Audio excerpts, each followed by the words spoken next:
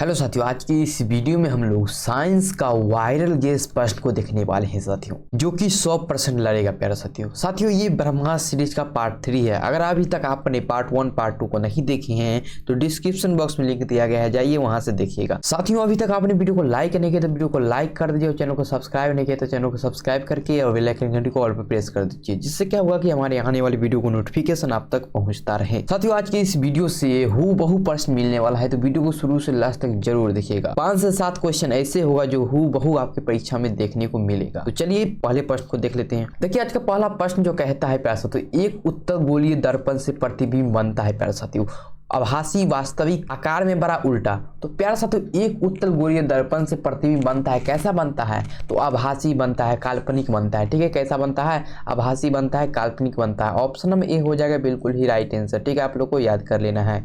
अब बढ़ते हैं अगले प्रश्न की ओर। देखिए, अगला दूसरा प्रश्न क्या कहता है, वायु का निरपेक्ष अपवर्तनांक वास्तव में होता है प्यारे साथियों, कितना होता है?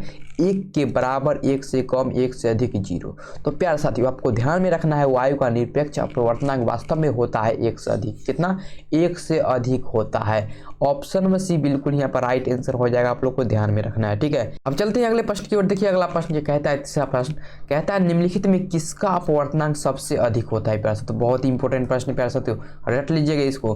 निम्नलिखित में किसका अपवर्तनांक सबसे अधिक होता है? फ्लिंट कॉच, क्राउन कॉच, नीलम, हीरा। तो प्यारे साथियों, किसका अपवर्तनांक सबसे अधिक होता है? तो हीरा का अपवर्तनांक सबसे अधिक होता है। और कितना होता है? तो 2.42 होता है। कितना होता है? 2.42 होता है। आपको याद कर लेना है। ठीक है, ऑप्शन नंबर डी यहाँ पर बिल्कुल ही राइट आंसर हो जाएगा, आप लोग को ये ध्यान में रखना है। चलिए अगला प्रश्न की ओर चलते हैं। देखिए, अगला प्रश्न कहता है, मोटर गाड़ी में चालक के सामने लगा रहता है, क्या लगा रहता है? समतल दर्पण, उत्तल दर्पण, अवतल दर्पण, उत्तल लेंस। तो प्यारे साथियों, मोटर गाड़ी के चालक के सामने लगा रहता है हमेशा उत्तल दर्पण। दर्पण लगा रहता है, लेंस नहीं, दर्पण। ठीक है, ओहो उत्तल। ठीक है, ऑप्शन नंबर बी बिल्कुल ही यहाँ पर राइट आंसर हो जाएगा। चलिए अगले प्रश्न की ओर बढ़ते हैं। देखिए, अगला प्रश्न जो कहता है, किसी समतल दर्पण की फोकस दूरी का मान होता है। किसी समतल दर्पण की फोकस दूरी का मान होता है 0, 0 एवं अनंत के बीच, अनंत, इनमें से कोई नहीं। तो प्यारे साथियों, किसी समतल दर्पण की फोकस दूरी का मान जो होता है अनंत होता है। कितना होता है? अनंत होता है, आपको ध्यान रखना है। ठीक है, ऑप्शन नंबर सी बिल्कुल यहाँ पर राइट आंसर हो जाएगा,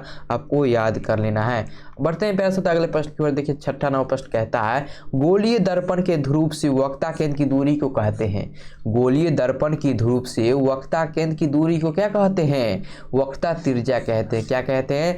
वक्रता त्रिज्या कहते हैं। देख लीजिए, तो यहाँ पर ऑप्शन नंबर बी बिल्कुल ही राइट आंसर हो जाएगा, आप लोगों को ध्यान रखना है। ठीक है, बढ़ते हैं प्यारे साथियों अगले प्रश्न की ओर। देखिए, अगला प्रश्न क्या कहता है, एक अवतल लेंस की फोकस दूरी 20 सेंटीमीटर है, तो इसकी क्षमता क्या होगी? बहुत ही इंपॉर्टेंट प्रश्न है प्यारे साथियों, बताइए इसका आंसर क्या हो जाएगा। कहता है, एक अवतल लेंस की फोकस दूरी 20 सेंटीमीटर, इसकी क्षमता क्या होगी? तो क्षमता वाला फॉर्मूला होता है प्यारे साथियों, पी बराबर होता है 1/f। ठीक है, एफ दिया हुआ है, एफ कितना है? 20 सेंटीमीटर। ठीक है, लेकिन अवतल लेंस है तो माइनस लग जाएगा। ठीक है, माइनस लग जाएगा। देखिए प्यारे साथियों, यहाँ फोकस दूरी सेंटीमीटर में दिया हुआ है, तो सेंटीमीटर वाला फॉर्मूला लिख देते हैं तो 100 हो जाता है। ठीक है, एक वाला 100 हो जाता है।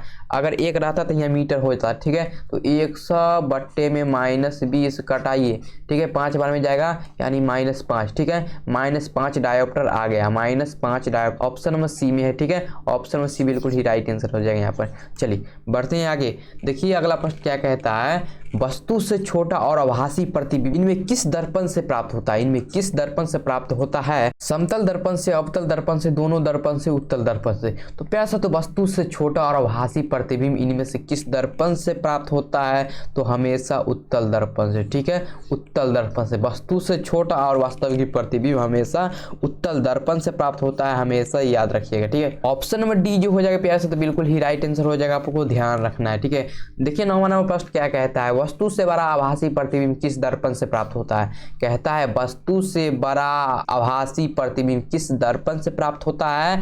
तो अवतल दर्पण से प्राप्त होता है। ठीक है, अवतल दर्पण से प्राप्त होती है, आपको ध्यान रखना है। जब वस्तु को ध्रुव और फोकस के बीच रखा जाता है तो प्रतिबिंब दर्पण के पीछे बनता है, जो कि वस्तु से बड़ा होता है। ठीक है, आपको ये ध्यान में रखना है। ठीक है, अवतल दर्पण बनता है, तो ऑप्शन नंबर यहाँ पे ए बिल्कुल ही राइट आंसर हो जाएगा, ध्यान रखना है। चलिए आगे बढ़ते हैं। देखिए, 10 नंबर प्रश्न कहता है, लेंस की फोकस दूरी एवं क्षमता पी हो तो बताइए कौन सा जो ऑप्शन होगा सही होगा। तो देखिए, फोकस दूरी और क्षमता में क्या रिलेशन है? फोकस दूरी और क्षमता में क्या रिलेशन है? तो क्षमता बराबर क्या सूत्र होता है? क्षमता बराबर क्या सूत्र होता है? क्षमता बराबर होता है 1/f।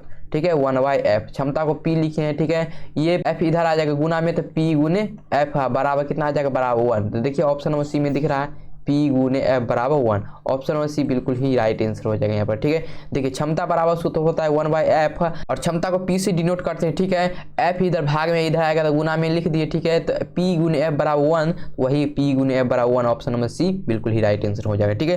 अब बढ़ते हैं अगले प्रश्न की ओर। देखिए अगला प्रश्न क्या कहता है, कहता है एक अवतल लेंस की फोकस दूरी 50 सेंटीमीटर है तो इसकी क्षमता क्या होगी। बहुत ही शानदार प्रश्न, बहुत ही इंपॉर्टेंट प्रश्न, बताइए क्या होगी। तो क्षमता बराबर क्या सूत्र होता है, P बराबर होता है 1/f, ठीक है।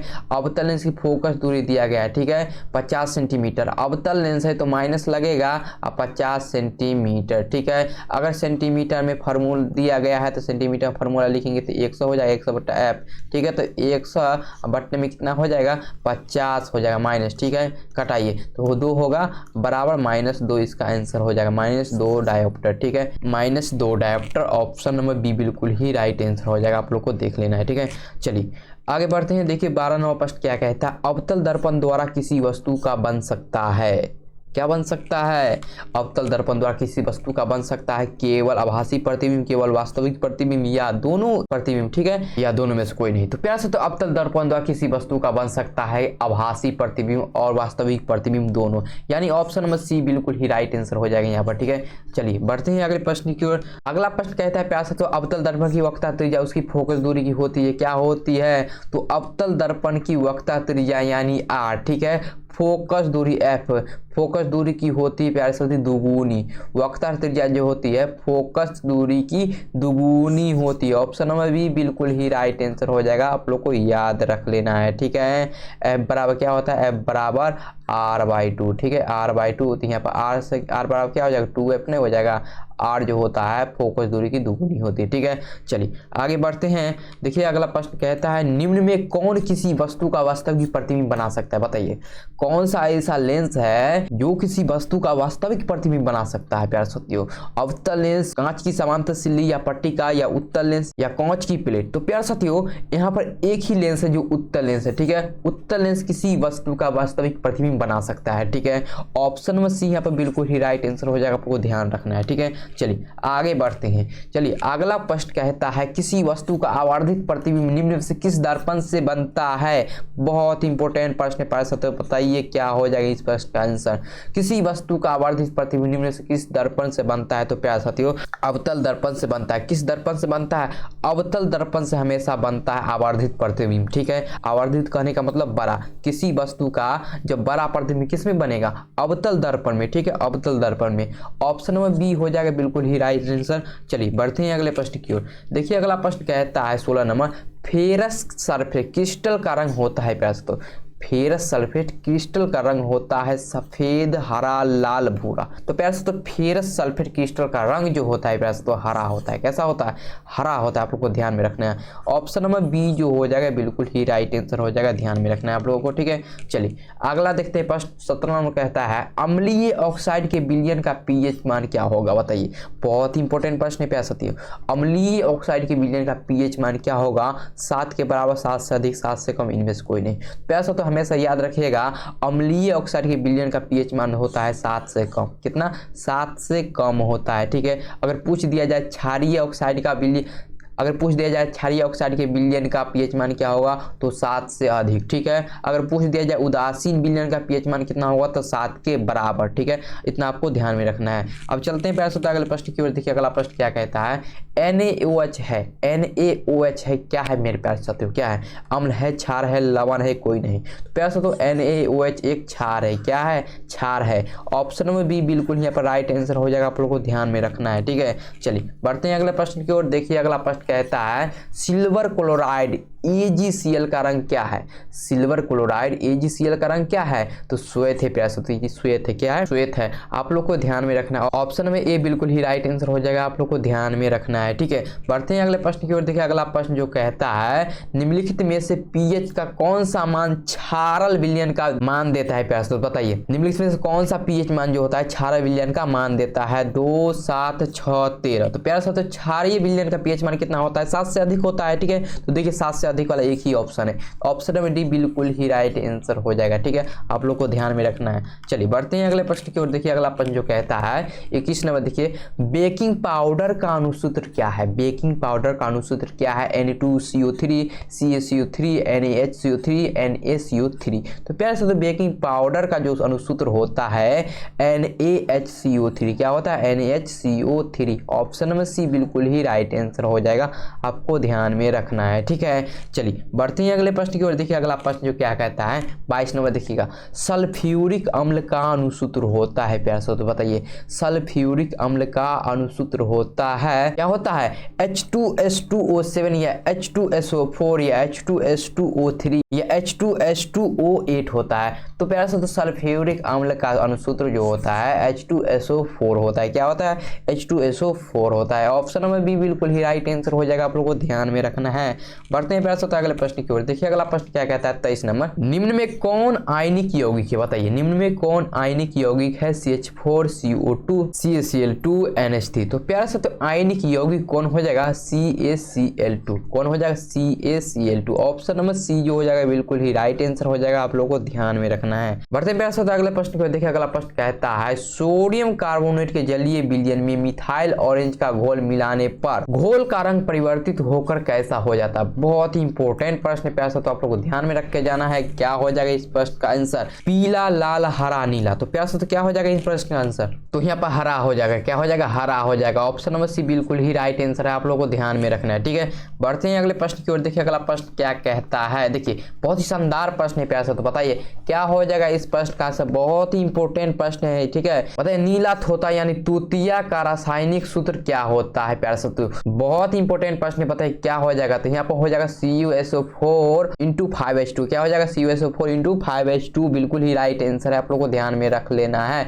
CuSO4 × 5H2 ऑप्शन में भी बिल्कुल ही राइट आंसर हो जाएगा, बिल्कुल ही राइट आंसर हो जाएगा। चलिए बढ़ते हैं अगले प्रश्न की ओर। और 26 नंबर प्रश्न देखिए सोडियम कार्बोनेट का अनुसूत्र है। सोडियम कार्बोनेट का अनुसूत्र है प्यारे से तो पता है Na2CO3 NaHCO3 या Na2CO2 या NaCl। तो प्यारे से तो सोडियम कार्बोनेट का अनुसूत्र जो होता है Na2CO3 होता है। क्या होता है?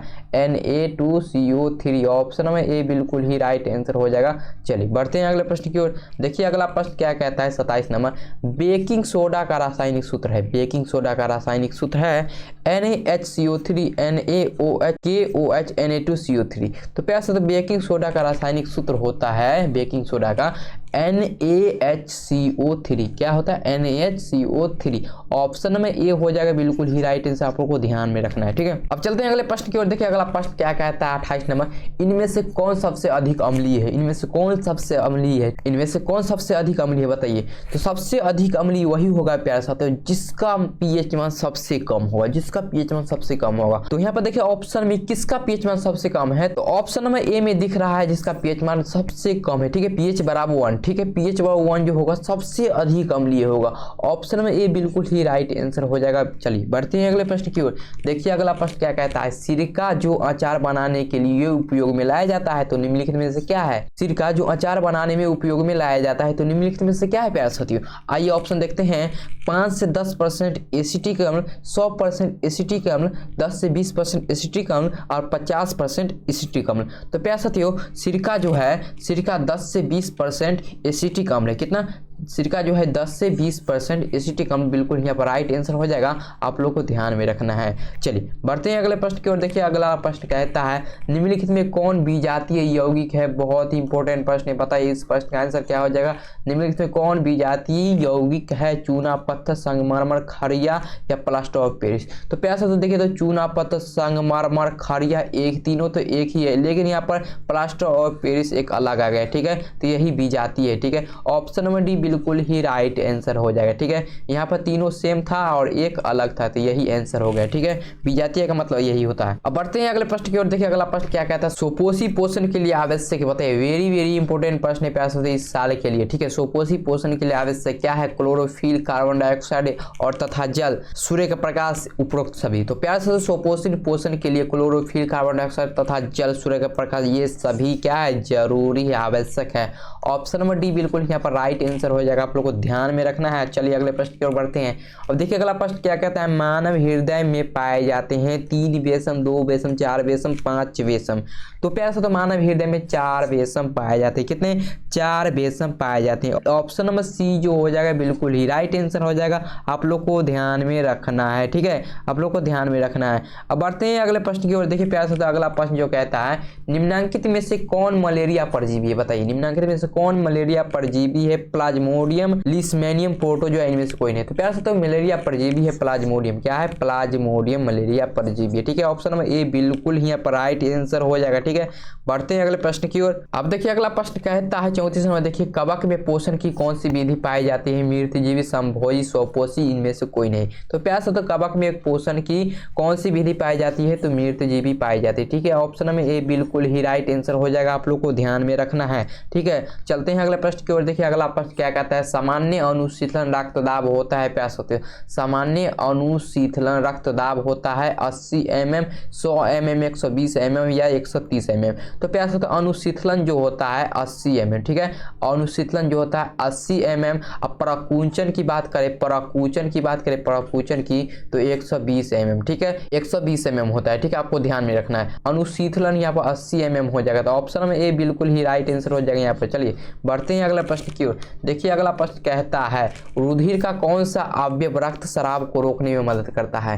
रुधिर का कौन सा अवयव जो है रक्त शराब को रोकने में मदद करता है? लसिका, प्लाज्मा, प्लेटलेट्स, कोई नहीं। तो पैसा तो कौन सा अवयव हो जाएगा? तो वो हो जाएगा प्लेटलेट्स। क्या हो जाएगा? प्लेटलेट्स हो जाएगा। ऑप्शन नंबर सी बिल्कुल ही राइट आंसर हो जाएगा, आप लोगों को ध्यान में रखना है। ठीक है, बढ़ते हैं अगले प्रश्न की ओर। देखिए अगला प्रश्न क्या कहता है, पीत रस कहाँ से स्रावित होता है? अग्नाशय से, यकृत से, छोटी आंत से, इनमें से कोई नहीं। तो पैसा तो पीत रस जो होता है यकृत से स्रावित। ठीक है, पैसा तो पीत रस यकृत से स्रावित होता है, आप लोग को ध्यान में रखना है। ऑप्शन नंबर बी बिल्कुल ही यहाँ पर राइट आंसर हो जाएगा। अब देखिए अगला प्रश्न कहता है, पाइरूवेट के विखंडन से यह कार्बन डाइऑक्साइड जल तथा ऊर्जा देता है और यह क्रिया होती है पैसा तो कहाँ होती है? कोशिका द्रव्य में, माइटोकॉन्ड्रिया में, हरित लवक में या केंद्रक में। तो पैसा तो यह क्रिया माइटोकॉन्ड्रिया में होती है। ठीक है, आपको ध्यान में रखना है। ऑप्शन नंबर बी बिल्कुल यहाँ पर राइट आंसर हो जाएगा। चलिए बढ़ते हैं अगले प्रश्न की ओर। देखिए अगला प्रश्न क्या कहता है, शोषण के अंतिम उत्पाद है? बताइए शोषण के अंतिम उत्पाद है CO2 और जल, और CO2 और ऊर्जा, H2O और ऊर्जा, CO2, H2O और ऊर्जा। तो प्यासा तो शोषण के अंतिम उत्पाद क्या हो जाएगा? CO2, H2O और ऊर्जा, CO2, H2O और ऊर्जा। ठीक है, तीनों हो जाएगा। ऑप्शन नंबर डी बिल्कुल यहाँ पर राइट आंसर हो जाएगा। चलिए बढ़ते हैं अगले प्रश्न की ओर। देखिए अगला प्रश्न क्या कहता है, कूटपाद किसमें पाया जाता है? बहुत इंपॉर्टेंट प्रश्न है, बहुत ही इजी प्रश्न है, बहुत ही इंपॉर्टेंट प्रश्न है। बताइए कूटपाद किसमें पाया जाता है? पैरामीशियम में, यूग्लिना में, अमीबा में, इनमें से कोई नहीं। तो प्यास तो कूटपाद जो पाया जाता है अमीबा में। कहाँ पाया जाता है? अमीबा में पाया जाता है। ऑप्शन नंबर सी बिल्कुल ही राइट आंसर हो जाएगा। चलिए बढ़ते हैं अगले प्रश्न की ओर। और अगला प्रश्न देखिए, पादप में जाइलम उत्तरदायी है? पादप में जाइलम उत्तरदायी है प्यास तो जल का वहन, भोजन का वहन, अमीनो अम्ल का वहन, ऑक्सीजन का वहन। तो प्यास तो पौधों में जाइलम, जाइलम जौ से जल, जौ से जल होता है तो जल का वहन करता है। ठीक है, जौ से जल यानी जल का वहन के लिए उत्तरदायी है। ऑप्शन में ए हो जाएगा बिल्कुल ही राइट आंसर। चलिए बढ़ते हैं अगले प्रश्न की ओर। अगर हाँ प्यास यहाँ पर फ्लोएम की बात करें तो फ्लोएम करता है भोजन का वहन। ठीक है, फ्लोएम भोजन का वहन करता है, आपको ध्यान में रखना है, जाइलम जल का। ठीक है, चलिए अगले प्रश्न की ओर बढ़ते हैं। देखिए अगला प्रश्न कहता है, स्लाइड को सर्वप्रथम कंपाउंड माइक्रोस्कोप से देखा जाता है 5x पर, 10x पर, 25x पर, 45x पर। तो प्यास तो स्लाइड को सर्वप्रथम कंपाउंड माइक्रोस्कोप से देखा जाता है 10x पर। कितना? 10x पर। ऑप्शन नंबर बी बिल्कुल ही राइट आंसर हो जाएगा। चलिए बढ़ते हैं अगले प्रश्न की ओर। और देखिए अगला प्रश्न क्या कहता है, कहता है निम्नलिखित में किसे कोशिका का ऊर्जा के रूप में जाना जाता है? ADP, ATP, DTP या PDP। तो प्यासा तो ऊर्जा मुद्रा किसके रूप में जाना जाता है? तो ATP के रूप में जाना जाता है। ऑप्शन नंबर बी बिल्कुल ही यहाँ पर राइट आंसर हो जाएगा, आप लोग को ध्यान में रखना है। और चलिए अगले प्रश्न की ओर बढ़ते हैं। देखिए अगला प्रश्न जो कहता है, अगला प्रश्न कहता है प्यासा तो हृदय से रक्त को संपूर्ण शरीर में पंप किया जाता है। प्यासा तो बताइए हृदय से रक्त को संपूर्ण शरीर में पंप किया जाता है किसके द्वारा? फेफड़ों द्वारा, निलय द्वारा, आलिंदों द्वारा, इनमें से सभी। तो प्यासा तो क्या हो जाएगा? तो निलय द्वारा। किसके द्वारा? निलय द्वारा होता है पंप। ठीक है, ऑप्शन नंबर बी बिल्कुल यहाँ पर राइट आंसर हो जाएगा, आपको ध्यान में रखना है। अब बढ़ते हैं अगले प्रश्न की ओर। अगला प्रश्न कहता है निम्नलिखित में कौन से यंत्र का उपयोग रक्तदाब मापने में किया जाता है? बताइए कौन सा यंत्र को रक्तदाब मापने में किया जाता है? बहुत इंपॉर्टेंट प्रश्न पैसा, क्या हो जाएगा इसका आंसर? तो हो जाएगा पैसा तो स्फेगोनोमीटर। क्या हो जाएगा? स्फेगोनोमीटर हो जाएगा, जो रक्तदाब मापने के लिए प्रयोग किया जाता है। ऑप्शन नंबर सी बिल्कुल यहाँ पर राइट आंसर हो जाएगा, आपको याद कर लेना, ठीक है ना साथियों। बताइए कमेंट करके आपका कितना सही हुआ, और वीडियो पसंद आया तो वीडियो को लाइक कर दीजिए प्यारे साथियों। अगर चैनल पर नए हो तो प्यारे से चैनल को सब्सक्राइब कर लीजिए और बेल आइकन घंटी को ऑल पर प्रेस कर लीजिए, जिससे क्या होगा कि हमारे आने वाले वीडियो को नोटिफिकेशन आप तक पहुंचता रहे। साथियों अगर पीडीएफ चाहिए इस प्रश्न का तो नीचे टेलीग्राम चैनल और व्हाट्सएप ग्रुप का लिंक दिया गया है, जाइए ज्वाइन कीजिए, वहां से पीडीएफ प्राप्त कीजिए प्यारे साथियों। ठीक है साथियों, मिलते हैं नेक्स्ट वीडियो में, तब तक के लिए जय हिंद जय भारत।